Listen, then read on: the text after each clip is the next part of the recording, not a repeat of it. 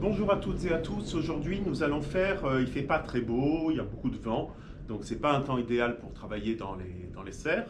Donc nous allons faire des semis. En fait, j'ai commencé à faire des semis depuis ce matin et je voudrais vous montrer un petit peu comment ça se passe. Ici, on est dans ma serre perso, hein, donc vous voyez, il n'y a pas des masses d'aéonium puisqu'il y a de tout, des plantes succulentes, des plantes épiphytes, comme ça, des tillandsias, etc. Alors, ce que vous ne pouvez pas voir directement, je le filmerai en gros plan après si j'y pense. Du substrat. Est-ce que vous voyez là, du substrat? Donc, il y a du terreau, du sable et je mets de la perlite. La perlite, j'en mets pas dans les pots pour les plantations d'aéonium, mais j'en mets pour les semis parce que c'est mieux, ça aère un petit peu.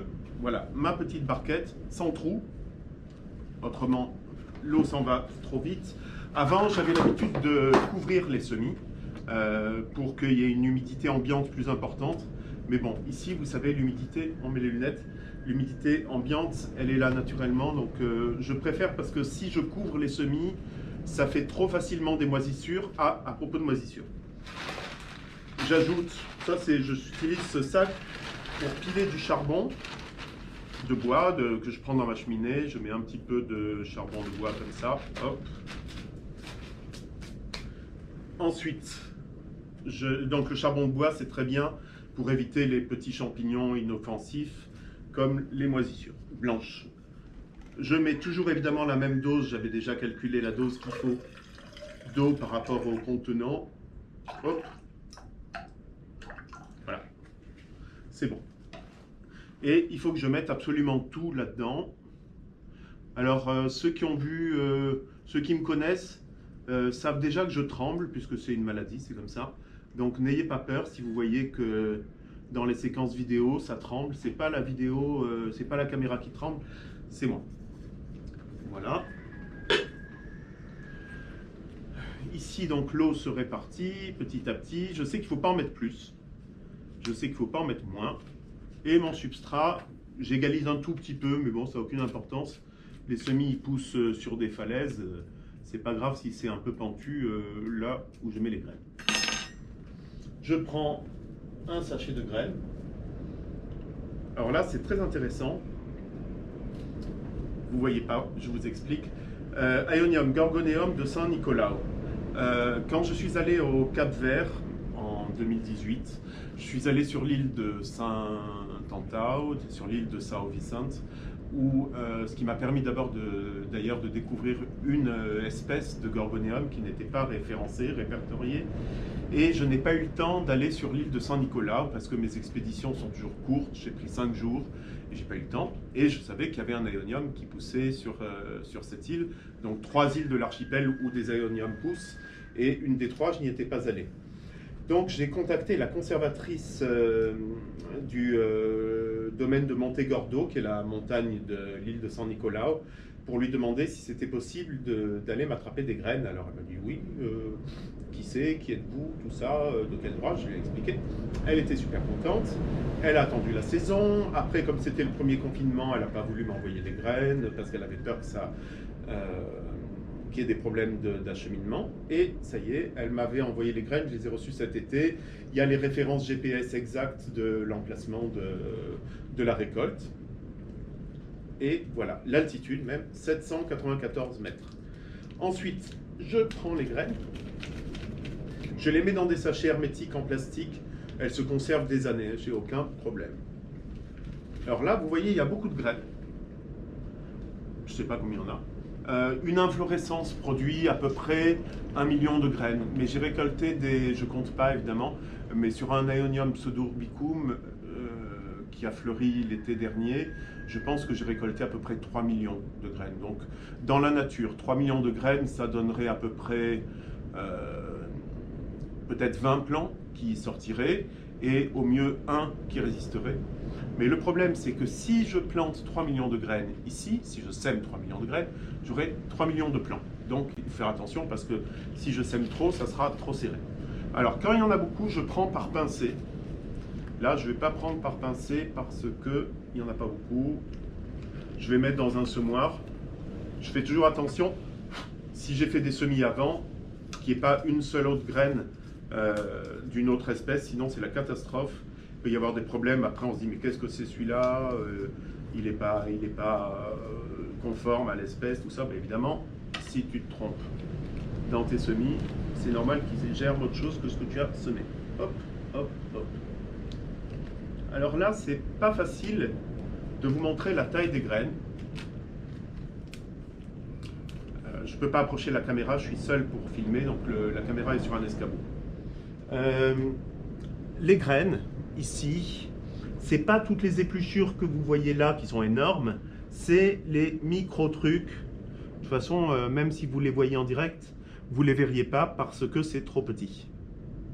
Ce qui fait que le semis est délicat pour faire un semis, disons, assez équilibré, assez bien réparti, assez aéré, parce que on ne voit pas les graines. Donc finalement, c'est pas plus mal de laisser un peu les épluchures des bractées, là, parce que c'est comme quand on met du sable dans des semis de graines fines pour mieux les répartir.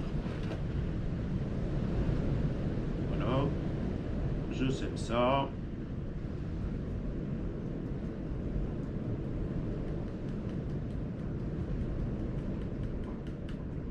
Voilà. Là, j'ai semé. Eh ben non, j'ai rien semé. Parce qu'en fait, c'est tellement fin que toutes les épluchures sont parties sur le terreau, très bien, mais les graines sont là. Est-ce que vous voyez les graines? Voilà, les graines sont là. Donc, on va reprendre le pinceau, faire attention qu'il ne soit pas plein des graines que j'ai essayé d'enlever quand j'ai fait le nettoyage.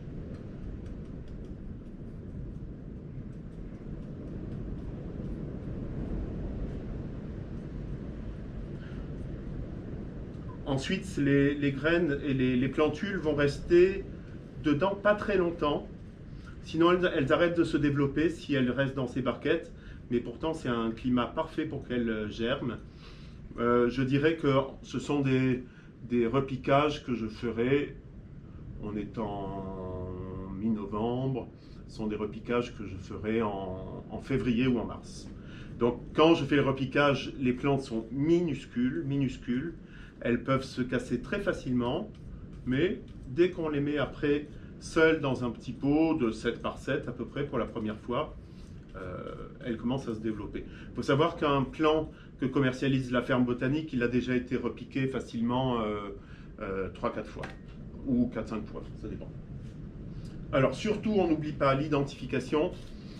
Sur tout sachet de graines, il y a toujours le genre botanique, l'espèce, le numéro de la photo qui correspond au pied mère qui a donné les graines et l'île.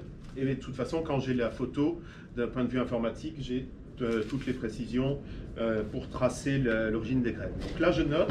Après, tout ça est saisi le soir en informatique pour contrôler aussi, vérifier,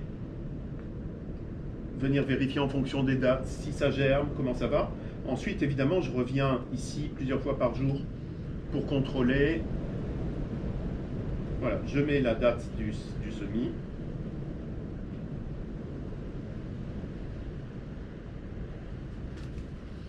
Je mets ça ici. Donc, je vous ai dit, je ne couvre plus les graines. Ça germe très bien sans couvrir. Voilà, et je vais placer ça. Les graines de Gorgoneum ont rejoint les premiers semis de la saison. Ici, ce sont des semis que j'ai fait il y a 4 ans sur cette butte.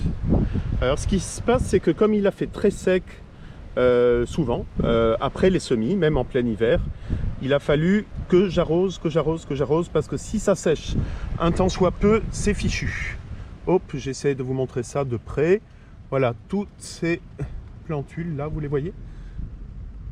L'avantage de faire un semis sur place, bon, il faut être dans une région où le climat le permet, c'est le fait que la sélection qui va se faire, qui est très importante évidemment, va laisser les plus robustes et ceux qui trouvent les failles les plus intéressantes pour survivre. Et là, maintenant, donc, il pousse beaucoup plus lentement qu'en culture, beaucoup plus lentement. C'est vraiment pas du simple au double, mais du simple au quintuple facilement. Et ça va être magnifique parce qu'ils sont nés ici. ils se développent ici et c'est comme chez eux.